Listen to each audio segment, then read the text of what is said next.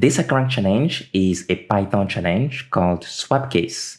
We are given a string and we need to swap cases, meaning that inside of the string, whenever we encounter an uppercase character, we need to turn it into a lowercase character. Likewise, whenever we encounter a lowercase character, we need to turn it into an uppercase character. So this here is the solution. As you can see, it's only a single line, and this is the function that we're given. You don't have to write a for loop like we did previously when we had similar challenges in C++. I used to show you guys this table is the ASCII table. So you can go on rapidtables.com, for example, and you will see all the decimal representations of the characters that we use.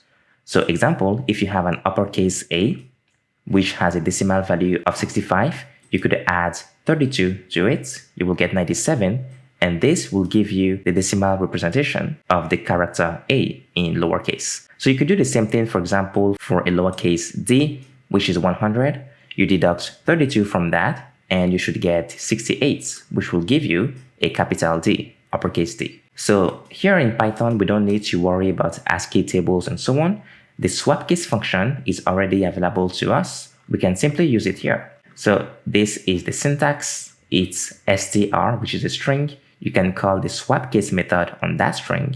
It will return you a string, and it does exactly what it says, meaning if you have all lowercase, you will get all uppercase. If you have, for example, uppercase, lowercase, when you call the swap case function, you will get lowercase, uppercase, uppercase. It doesn't do anything to numbers in strings or symbols, but for lowercase and uppercase characters, it reverses the case.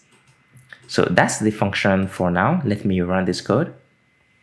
We've passed the sample test case, and we've passed all the tests. So that's it. It's only one line, very simple. If you like this challenge and you like my explanation, please subscribe to my channel, and I'll catch you next time.